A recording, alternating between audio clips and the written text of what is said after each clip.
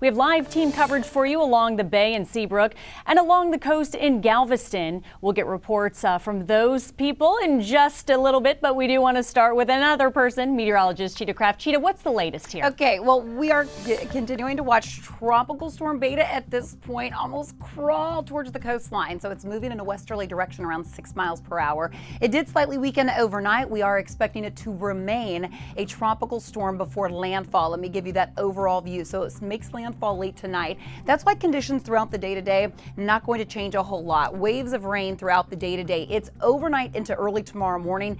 That's when we're expecting that northeast turn, and it will continue on that track through Wednesday. So today through Wednesday, on and off rain, breezy conditions. It is towards the coastline this morning. We are continuing to monitor not only high tide at 6:06 right over Pleasure Pier, but that combined with the storm surge of up to 3 to 5 feet will be concerning. And that's why a lot of coastal areas, we have to monitor those roadways and those areas really, really close. Now coming up, we'll talk more about rainfall accumulations, and I'll take you neighborhood by neighborhood. I'll send it back to you.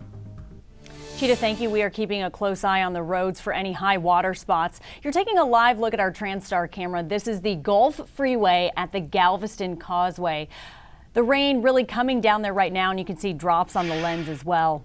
Meanwhile, water is already rising across the coast ahead of the high tide this morning. In Galveston, the Strand started to flood last night. Our Michelle Choi is live on the island with a look at conditions right now. Michelle.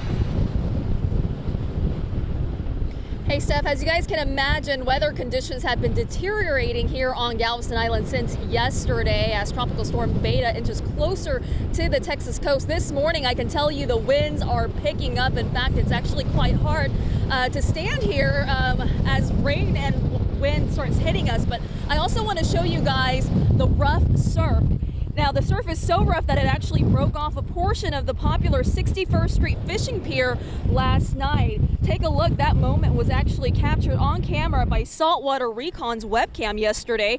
You can see a chunk of the fishing pier collapsing into the Gulf. We're told crews actually used a chainsaw to cut away the damaged portion of the pier last night so that when it did fall, it wouldn't ruin other parts of the pier with it. Meanwhile, guys, flooding remains one of the biggest threats with this storm. We've already seen water coming in and flood different parts of the island since yesterday, including the Strand. That's what you're seeing there.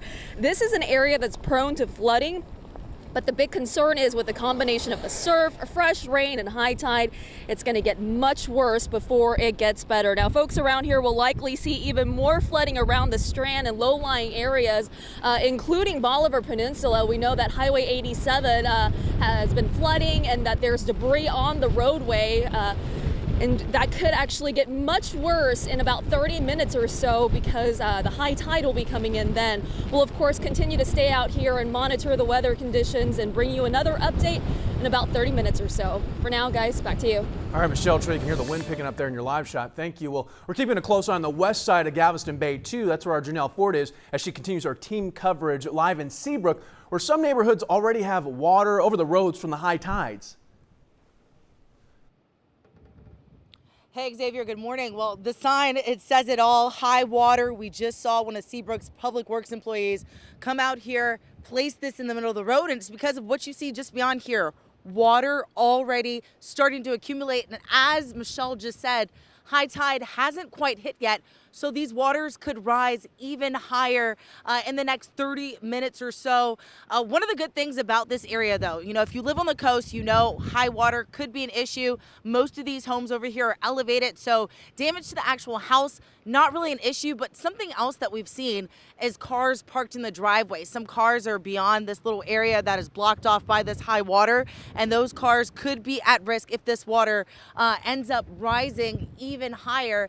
And then on top of that, once rain starts falling, this could get even deeper. One thing that we saw over the course of the past 20 minutes or so, CenterPoint Energy came through here. Their truck was able to make it through this high water spot. I spoke with the workers that were in that truck briefly. They told me that there's a house over here that does not have power. It may be because of the high water here. They told me they didn't quite know why, but they were going to check it out and going to work on this. So that's something else that we're going to have to really pay attention to as Tropical Storm Beta makes its way towards the coast, as it inches towards the coast, and as it makes landfall. So we'll be out here throughout the morning updating you. For the meantime, I'm going to send it back to you guys in the studio. Janelle Fort live for us in Seabrook this morning. Be sure to download the KHOU 11 app to stay up to date on Tropical Storm Beta. Turn on notifications and then we'll send you updates right to your phone.